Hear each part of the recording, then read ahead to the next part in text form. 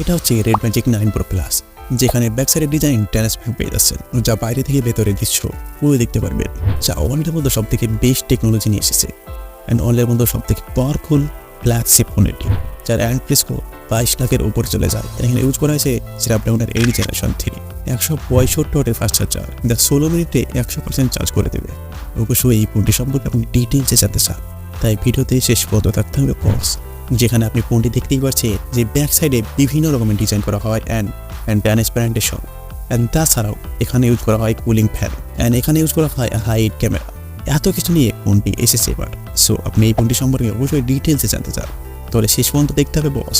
আর আমাদের চ্যানেলে নতুন হলে সাবস্ক্রাইব করে রাখতে পারেন। হ্যাঁ, ফোনটি ডিজাইন ব্যাক সাইডে ট্রান্সপারেন্ট পেয়ে যাচ্ছেন, যে প্রসেসর লাগানো হয়েছে সেটা আপনি বাইরে থেকেও দেখতে পাচ্ছেন। হ্যাঁ, তার সঙ্গে এখানে 09 এর লোগো থাকছে, তাছাড়াও এখানে অনেকগুলি লোগো থাকছে। যেখানে কুলিং ফ্যান রয়েছে সেখানেও এলইডি লাইট, অ্যান্ড সাইডে এখানে দেখুন এখানেও কিছু বটন রয়েছে, যা অ্যাকশন বটন, গেমিং বটন, এই বটনগুলোতেও এলইডি লাইট রয়েছে।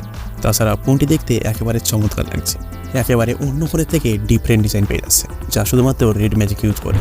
ফ্রন্ট সাইডে দেখুন একেবারে ফুল ভিউ ডিসপ্লে, কোনো জায়গায় কোনো কিছু নেই।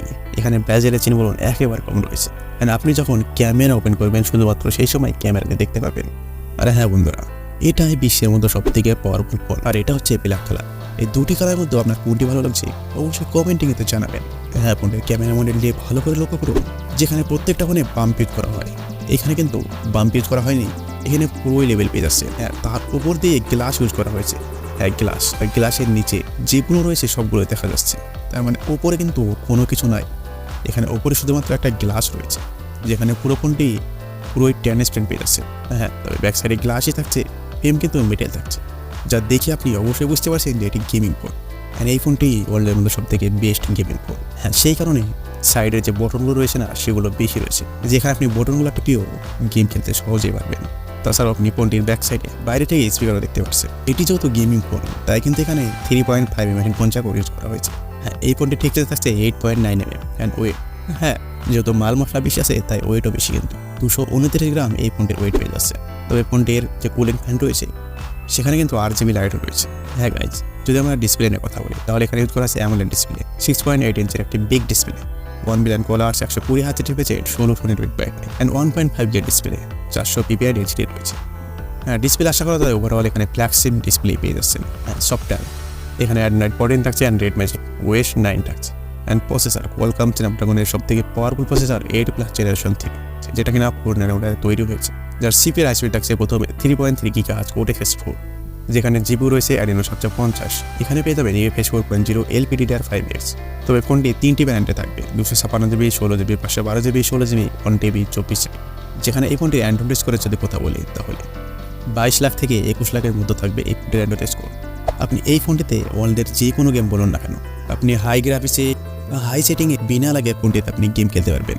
তাছাড়াও ফোনটিকে ঠান্ডা করার জন্য কুলিং ফ্যান রয়েছে। ফোনটিকে আপনি যদি 12 ঘন্টা 24 ঘন্টা গেম খেলেন তারপরে ফোনটির কোনো সমস্যা হবে না।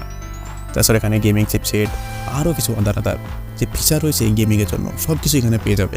হ্যাঁ, এই ফোনের ফোনের কথা যদি বলি তাহলে যে কোনো মোমবাতি বা লাইটকে নিভিয়ে দিতে পারে সহজেই। এখানে দেখুন ফোনটিকে ঠান্ডা রাখার জন্য কতগুলি টেকনোলজি ইউজ করা হয়েছে।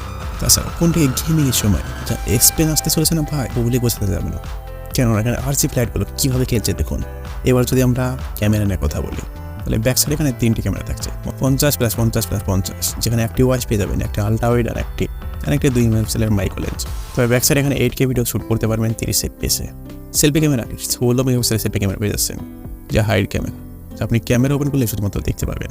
এটি যেহেতু গেমিং ফোন তাই ক্যামেরা ডিপার্টমেন্টে বেশি কথা নয়, তারপরেও আপনি ক্যামেরা স্যাম্পল কিছু দেখতেই পারছেন, যা দেখে আপনি আন্দাজ অবশ্যই লাগাতে পারছেন যে ক্যামেরা কোয়ালিটি কেমন হতে চলেছে। তাই এখানে ব্যাটারি পেয়ে যাচ্ছেন লিথিয়াম পলিমার ব্যাটারি, 5500 mAh এর ব্যাটারি, 165 ওয়াটের ফাস্ট চার্জার থাকছে, 100% চার্জ হতে সময় লাগবে মাত্র 16 মিনিট।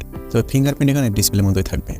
এর আমরা যদি পোর্টের কথা বলি তাহলে এখানে C-Type পোর্ট রয়েছে 3.2, পুরোই আপডেট, যেখানে OTG সাপোর্ট করবে, অ্যাসেসরি কানেক্টর সাপোর্ট করবে, সব থেকে নতুন টেকনোলজি ডিসপ্লে পোর্টও এখানে সাপোর্ট করবে।